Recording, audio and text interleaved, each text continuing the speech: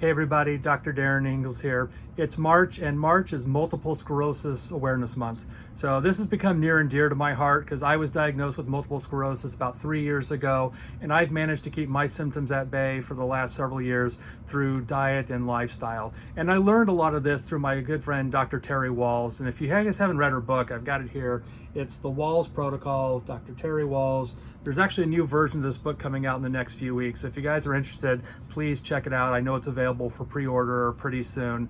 But she was in a tilt recline wheelchair for 7 years, and she was able to get out of her wheelchair, start riding her bike, and really living her life again just by following the functional medicine principles of good diet, healthy lifestyle. And she talks all about that in her book. So over the next series of videos, I'm going to talk about different aspects of MS. So if you know anybody living with MS, family or friends, please share these videos, as I think it'll have a lot of really useful information. So today I want to talk to you about the importance of diet. And in Dr. Wahls' book, she talks specifically about these different levels of diet that's going to help you get the inflammation down, help rebuild these neurons, repair tissue, and ultimately improve health. So she breaks it down really into 3 different levels. And for people who've been eating kind of a standard American diet, sometimes making these diet changes can be really challenging. So I like the simplicity of her approach because you start with level 1, then you move up to level 2, and ultimately to level 3. So level 1 is pretty straightforward. It really involves removing gluten and dairy and eggs from the diet.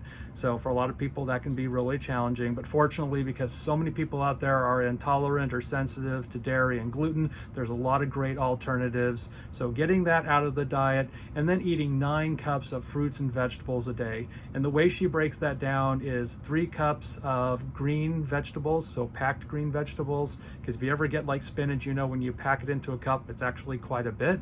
3 cups of pigmented colored foods, and then 3 cups of sulfur-rich foods. That things like broccoli and asparagus and garlic and onions and so forth. So 9 cups really sounds like a lot of food, and it really is. I mean, I'm 6'2" and about 225 pounds, and it's hard for me to eat 9 cups of fruits and veggies a day, but you'll find over time that your body starts to adapt to it. And when you eat those foods, you're really not hungry in between, you really don't snack, but it really starts to change your gut, it changes your microbiome, and ultimately, you start to feel a lot better. So that's really level 1 in a nutshell. When you move up to level 2 is you start to reduce your non-gluten grains, your legumes, your beans, and things like potatoes. So you don't eliminate it completely, but you get it down to about twice a week. You also start incorporating more seaweed into your diet and organ meats. So I'm not a big fan of organ meats, but I found that there's a company out there called Paleo Valley that makes them in capsules. So if you're not a big fan of eating liver and heart and kidney, you can always take the capsules and get the benefits because they're packed of different nutrients that are really good for your nervous system. And the other part is to start adding fermented foods into the diet. So these are soaked nuts, soaked seeds, things like sauerkraut and so forth.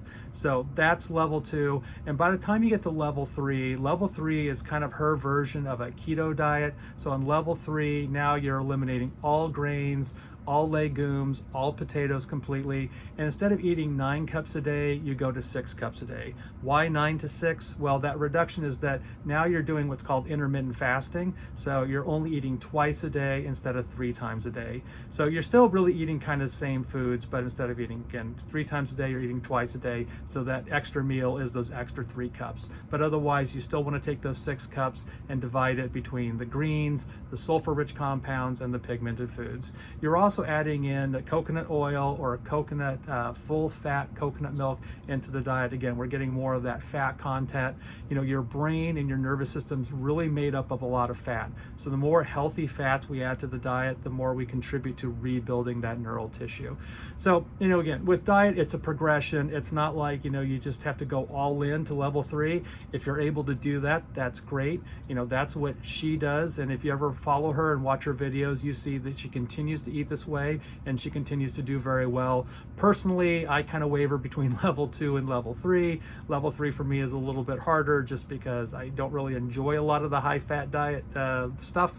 But again, it's about what works well for you. So again, if you or anyone you know has been living with MS, this is a really great place to start. Start with diet, get that squared away.